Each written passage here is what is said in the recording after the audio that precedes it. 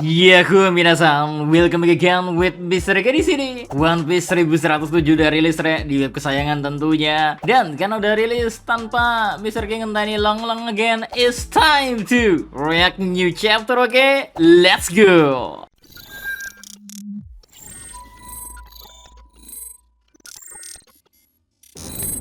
Judul chapter 1107, Aku Mencarimu. Yap, judul kali ini lagi-lagi masih menjadi bagian dari kata-kata yang dikatain oleh Bonnie, Re. Sekarang giliran dirinya yang melihat wujud Nika Luffy. Dan akhirnya Bonnie pun berkata kalau selama ini dia telah mencari Luffy. Tapi ada satu hal menarik yang harus kalian tahu, Re. Kalau kemungkinan besar ya Luffy sendiri aja emang belum sadar kalau dirinya itu adalah Nika. Gimana Mr. G? Bukannya orang-orang kalau udah makan buah iblisnya langsung tahu nama buahnya? Bukannya itu plot Halodachi ya?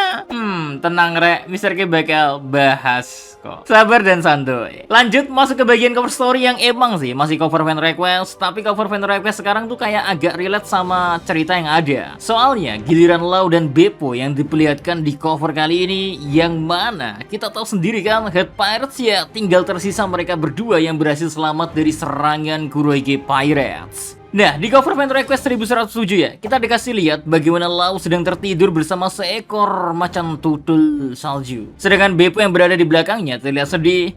Buat kalian yang bingung, hal ini cuma guyonan yang dibuat oleh Odachi, karena biasanya Lau tuh digambarkan tertidur bersandar ke Beppo. Nah, di sini posisinya Beppo kayak lagi cemburu sama Leopard yang jadi sandaran dari Lau. And now masuk ke menu utamanya ya. Lagi-lagi sebuah chapter yang cukup gila bagi Mr. K. Setelah lama libur Oda Sensei kayak gak suka basa-basi, Re, langsung banyak sekali informasi menarik yang bisa kita bahas, dan akhirnya beberapa momen pun sepertinya mulai connect satu sama lainnya. Nah, chapter 1107 sebenarnya dimulai masih dengan melanjutkan kedatangan dari The Giant Warrior Pirates yang dipimpin oleh Dory dan Brogy, yang mana saat ini ya keduanya sudah memerintahkan Oimo dan Cassie untuk menyusuri jalanan di sekitar Pulau Egghead. Dan kalau mereka melihat ada satu kapal milik angkatan laut, gak perlu banyak mikir panjang, langsung tenggelamkan saja. Sangat ekstrim dan mengerikan bukan apa yang dilakukan oleh para bajak laut raksasa ini? Tapi ucapan mereka tuh gak cuma ngomong doang, Re. Karena emang dengan kedatangan mereka aja, masalah banyaknya armada angkatan laut yang datang tuh sekiranya udah gak perlu terlalu dikhawatirin atau dipusingin. Bahkan Usopp sendiri yang pada awalnya melihat melalui teropongnya, dia aja kaget kalau mereka masih bisa bertemu dengan Dory dan Brogy.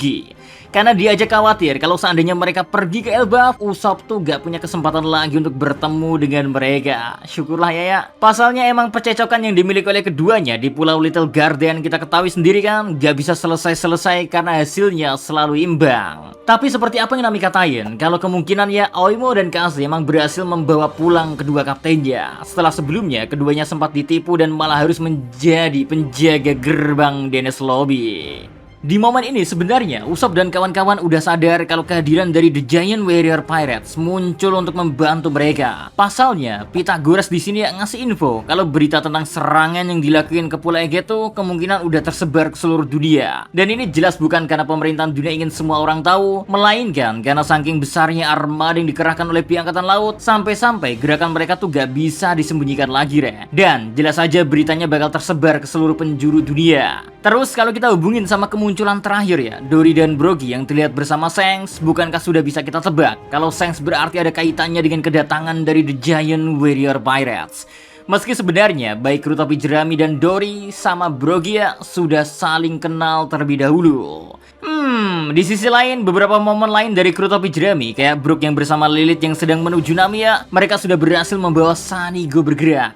Sedangkan Jinbe masih bergerak ke arah Zoro dengan pikiran kalau saat ini bukan waktunya untuk Zoro bertarung, Re. Karena emang waktu pun menjadi musuh bagi Krotopi Jerami. Semakin lama seseorang tertahan di suatu pertarungan, maka semakin berbahaya pula posisi dari kru mereka, Re. Karena kita posisinya di Egghead, dan Egghead ini sedang ada ancaman dari pihak angkatan laut. Wow. Akan tetapi ya dari sudut pandang Zoro sendiri, kayaknya dia malah menjadi orang yang sengaja mengulur waktu. Ya kalau kita pikir-pikir ya, di chapter kali ini Zoro emang berkata kalau Lucy tuh cukup kuat. Tapi sekarang udah waktunya untuk mengakhiri semuanya.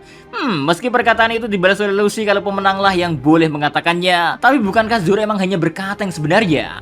Karena Zoro sendiri bilang kalau Lucy terlalu berpikir kalau dialah yang sedang mengkontrol jalannya pertarungan. Padahal Zoro sendiri hanya sedang mencoba menahan Lucy doang. Tenang ya Rek, misalnya gak ngomong gini biar fans Zoro pada senang. Soalnya di satu sisi ya Sanji ya lawannya Admiral, ya masa Zoro lawannya masih sekelas Luffy. Tapi emang kalau dipikir-pikir ulang, ada alasan memang mengapa Zoro tuh harus menahan Luffy daripada mengalahkannya secepat mungkin. Karena kalau kita sadari, orang yang berhasil membangkitkan buah iblis Zoan atau Awakening Zoan itu sendiri, salah satu kekuatannya yaitu regenerasi yang super cepat. Jadi kalau Luffy dikalahkan terlalu cepat, nanti malah hanya bakal bangkit lagi dan ngerepotin ulang. Makanya cara yang paling tepat ya kalahin di momen yang emang tepat juga. Dimana momennya ya berarti harus berbarengan sama momen kru tapi jerami mau melarikan diri. Jenius juga ya si Zoro ya. Next, geser dikit ke momen salah satu wakil Admiral Red King yang harus berurusan dengan Pacifista Re. Yang mana kita tahu kan, Bonnie sudah memberikan perintah dan dia memiliki otoritas paling tinggi. Walau tentu ada perasaan bersalah dan rugi karena harus menghancurkan senjata mereka sendiri. Tapi apa mau dikata Re, kalau nggak melawan ya para prajurit angkatan laut hanya akan musnah begitu saja oleh Pacifista. Next, pindah ke momen Luffy, di mana momen kemunculan kembalinya Luffy yang langsung di mode nikahnya Re. Entah mengapa di panel pertama saat Bonnie dan yang lainnya berada di bawah dan Luffy menggunakan pose khasnya, semua orang seolah-olah dibuat seperti sedang melihat ke atas dan di sana terdapat matahari, yaitu Nika itu sendiri. Yaps, kita skip obrolan itu Re, karena perbincangan Luffy dengan Bonnie kembali dimulai. Dimana Bonnie akhirnya sadar kalau Luffy selama ini adalah Nika, sang legenda yang dia cari-cari. Tapi ada satu hal yang menarik nih, sebuah perbincangan yang sempat hangat ketika pertama kali ya buah iblis Luffy diketahui bukan Gomu Gomu no Mi. Dulu kita tahu kan kalau perdebatan muncul dan mengatakan bagaimana Luffy bisa gak tahu buah iblis yang dimakannya. Dan di sini di chapter 1107 Odachi seakan ingin menekankan kalau Luffy tuh emang beneran gak tahu. Buktinya aja waktu Bonnie ngomong tentang Nika, Luffy malah balik bertanya apa itu Nika. Lalu kedua serangan baru yang dia gunakan untuk mengejar Saint Saturn, Booming Down Gatling. Luffy masih memanggil serangannya dengan sebutan Gomu Gomu no Mi pada awalannya. Gomu Gomu no Re. Bukankah kalau Luffy tahu harusnya sudah berganti? Oh ya, satu detail menarik juga. Di awal kemunculan Luffy tuh dia gak sadar kalau Dr. Vegapunk sudah terluka. Makanya ada panel yang memperlihatkan matanya keluar waktu Bonnie ngasih tahu kalau Vegapunk tuh terluka. Barulah dari situ Luffy mengajar seorang Saturn. Sebuah pukulan yang emang sangat pantas untuk Saturn terima Re. Dan pukulan ini berhasil melemparkan seorang Saturn. Terus Bonnie dan Franky yang mengira sudah bisa membawa pergi Dr. Vegapunk, meski dia sudah menolak untuk diselamatkannya dengan alasan dia akan mati kalau bergerak. Tiba-tiba aja ya Admiral Kizaru datang dan bersiap untuk menembakkan lasernya. Nah, di momen ini ya menariknya Odachi membuat konflik yang dialami oleh diri Kizaru emang seolah beneran nyata ada aja. Karena Kizaru meski ingin menembak Bonnie dan Dr. Vegapunk, dia masih menutup matanya sendiri, yang mana secara langsung ya memastikan ke kita semua, meski hatinya mudah digoyahkan, tapi tekadnya akan selalu sangat kuat untuk tugas dan tanggung jawabnya. Maka bisa kita simpulin lah, Kizaru gak akan semudah itu untuk berpindah pihak. Next, momen berlanjut dengan lebih epic karena Sanji tiba-tiba datang. Menendang laser cahaya milik Kizaru. Wah, emang beneran ya. Let's Sanji cook. Karena bayangin aja, nendang cahaya. Siapa yang gak kaget Re? Orang menurut ilmu pengetahuan aja, secara hitung-hitungan hal itu tuh gak mungkin. Mustahil lah. Jadi gak heran kalau Kizaru aja sampai pusing kok. Kenapa momen ini bisa terjadi? Cuman karena sadar kalau kelayakannya dipertanggungjawabkan di sini, Kizaru sambil bilang kalau setidaknya dia harus mendapatkan kepala Sanji sebagai gantinya. Tapi sambil membakar rokoknya, orang yang bertarung demi cinta yang tak akan pernah bisa dijelaskan oleh ilmu pengetahuan ini, dia malah berkata, persiapkan menulis permintaan maaf untuk mereka ke Kizaru. Wah, gimana nih? Kayaknya gak cuma rokok Sanji doang yang panas, tapi fansnya Zoro juga kelihatan panas juga. Bayangin Re, Zoro ngelawan Luffy, Sanji malah ngelawan Admiral. Kesannya gak adil kan?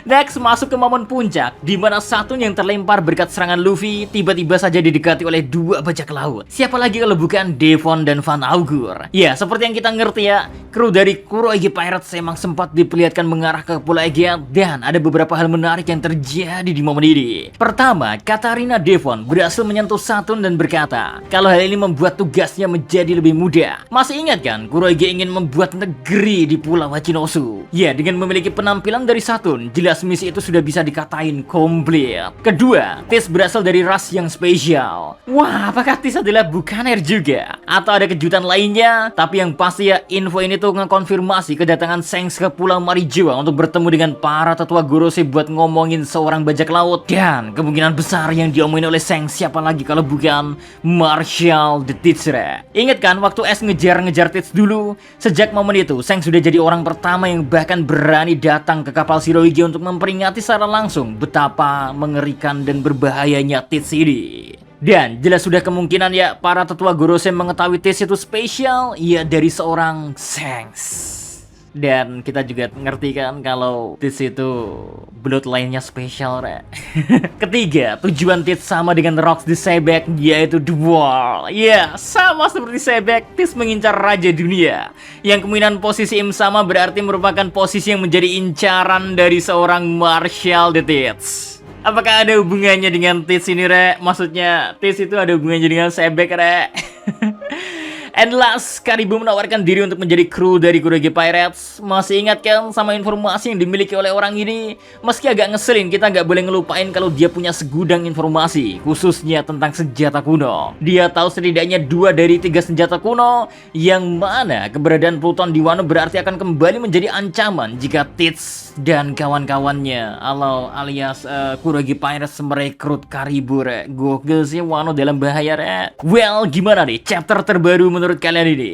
Kru topi Jeremy emang terasa seperti sedang di atas angin, tapi jangan lupa kalau Seraphim sedang berada di penjara air dan banyak faktor X lainnya yang mungkin aja tiba-tiba membuat kondisi terbalik dengan sangat amat mudah. Terlalu banyak kejanggalan dan misteri yang belum dibongkar untuk saat ini, apalagi kita masih terpikirkan akan nasib dari Shaka. Apakah mati beneran atau ada kejutan lainnya, Rek? So, see you next time in the next konten 3 Andre, ya.